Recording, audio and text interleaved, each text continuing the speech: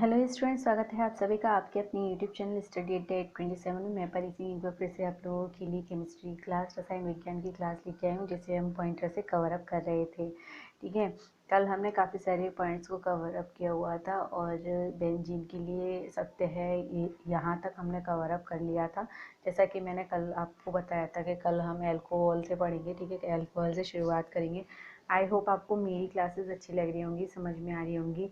ये one liner facts हैं। इसके बाद मैं कुछ और वन लाइनर फैक्ट्स लेके आऊँगी और ये इतने सारे फैक्ट होंगे ना कि आपको कोई प्रॉब्लम नहीं होगी और आपकी सारी जितनी भी एग्ज़ाम आने वाले हैं उसमें आपको ये बहुत हेल्प देंगे, बहुत ज़्यादा हेल्प। तो इसलिए क्लास को शुरू से लेकर लास्ट तक देखिए, ताकि आप लोगों को एग्ज़ाम टाइम में ना कोई प्रॉब्लम ना हो और आपका कोई रिवीजन भी हो सके। इस लॉकडाउन में बैठे बैठे करना है क्या है स्टूडेंट्स, इतना टाइम मिल रहा है आप लोगों को, तो आप इतना वेस्ट क्यों कर रहे हैं। आप इसको पढ़ने में लगाइए तो आपको बहुत बेनिफिट मिलेंगे। चलिए देखते हैं फर्स्ट फैक्ट। एथिल अल्कोहल को पीने के अयोग्य बनाया जाता है मेथनॉल एवं पिरीडिन को मिलाकर। उन शराब त्रासदियों ने जिनके परिणाम स्वरूप अंधता आदि होती है, हानिकारक पदार्थ होता है मेथिल अल्कोहल। वुड स्पिरिट भी कहा जाता है मेथिल अल्कोहल को। शक्कर के किण्वन से बनता है एथाइल अल्कोहल। शीरा अति उत्तम कच्चा माल है अल्कोहल के उत्पादन के लिए। बहुलक देखते हैं, चलिए। प्राकृतिक रबर का बहुलक है आइसोप्रीन। ऊन, रेशम, चमड़ा तथा नाइलोन में वह जो प्राकृतिक बहुलक नहीं है नाइलोन है। घी, स्टार्च, प्रोटीन तथा रुई यानी कपास में से बहुलक नहीं है घी। पॉलीथीन के संश्लेषण में उपयोग किया जाता है एथिलीन का। प्लास्टिक में उत्पन्न होती है पॉलीएथिलीन गैस। बुलेट प्रूफ वस्त्र बनाने में प्रयोग किया जाता है पॉलीएमाइड का। पॉलीकार्बोनेट, पॉलीयूरेथेन, पॉलीस्टाइरीन तथा पॉलीएमाइड में से वह बहुलक जो बुलेट प्रूफ खिड़की बनाने में प्रयोग किया जाता है पॉलीकार्बोनेट। बुलेट प्रूफ जैकेट का निर्माण में प्रयुक्त बहुलक पदार्थ है केवलर। रेशेदार कांच, गन मेटल, शीशा तथा लैमिनेटेड पटली कांच में से बुलेट प्रूफ जैकेट बनाने में प्रयोग किया जाता है लैमिनेटेड पटलित कांच का। कथन दे रखे हैं, निम्नलिखित कथनों पर विचार करना है। टेफ्लॉन तथा डेक्रोन बहुलक है। नियोप्रेन संश्लेषित रबर है। पॉलीथीन एथिलीन का बहुलक है। प्राकृतिक रबर क्लोरोप्रीन है। तो जो फर्स्ट है यानी टेफ्लॉन तथा डेक्रोन बहुलक हैं। सेकंड नियोप्रीन संश्लेषित रबर है और थर्ड पॉलीथीन एथिलीन का बहुलक है। तीनों सही हैं, बाकी का जो फोर्थ है वो गलत है। चलिए आगे देखते हैं। आगे दे रखा है, बहुलक जो विशेषतः बर्तनों पर ना चिपकने वाली सतह के रूप में प्रयुक्त होता है टेफ्लॉन। आप लोगों ने देखा है ना, बोलते हैं नॉन स्टिक कुकर है, नॉन स्टिक पैन है, नॉन स्टिक तवा है।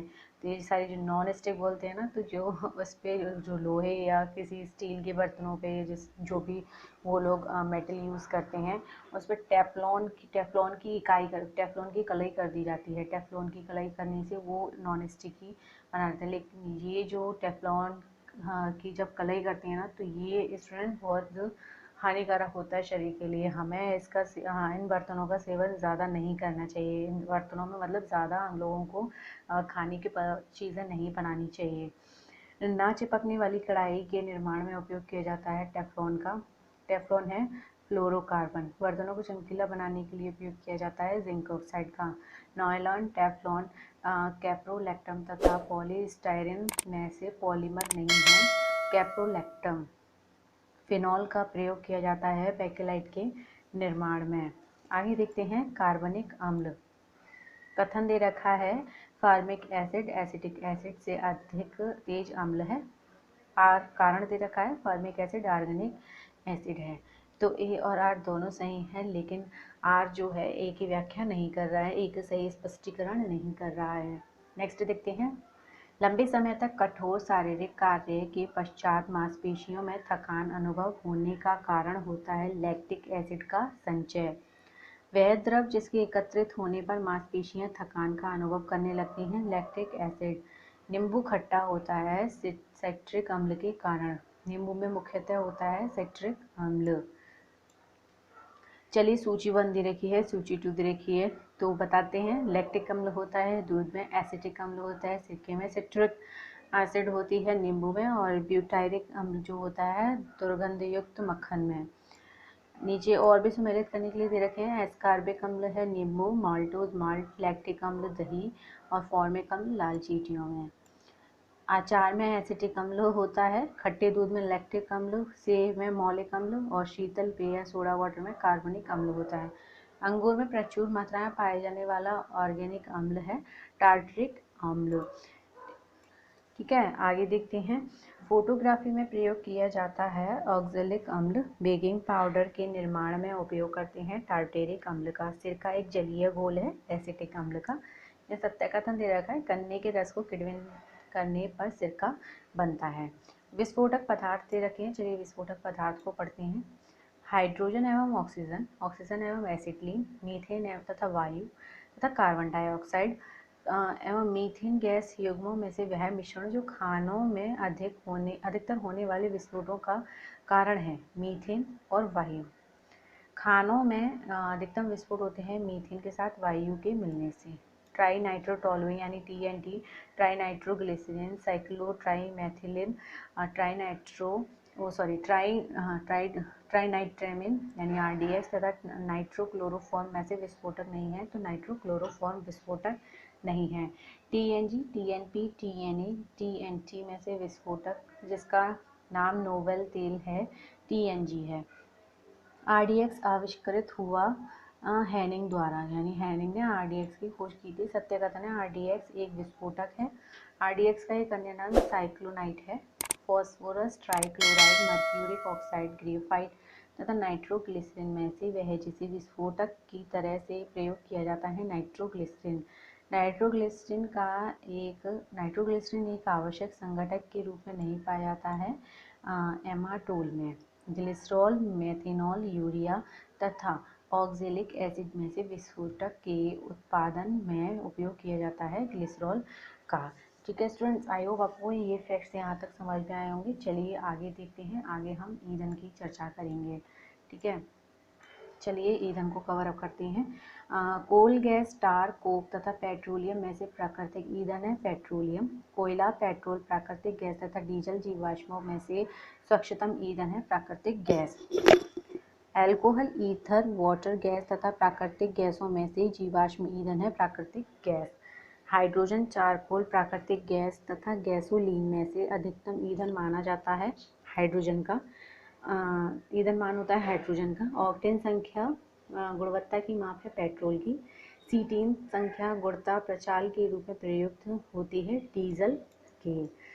आगे देखते हैं स्टूडेंट्स, आई होप आपको समझ में आ रहे होंगे सारे फैक्ट्स, और मैं बहुत धीरे धीरे बोल रही हूँ, इससे ज़्यादा स्लो बोलने में थोड़ा बोरियत लगती है, इसलिए मैं ज़्यादा स्लो नहीं बोलती हूँ। मैं एकदम लेवल में बोलती हूँ। अगर आप लोगों को कोई प्रॉब्लम है तो आप लोग मुझे कमेंट करके भी बोल सकते हैं, आप मुझे सजेशंस भी दे सकते हैं। If you want then you can. ठीक है, आगे देखते हैं। डीजल इंजन में प्रयुक्त ईंधन है डीजल की वाष्प और वायु। खाना बनाने में प्रयोग की जाने वाली गैस मुख्यतः है मीथेन।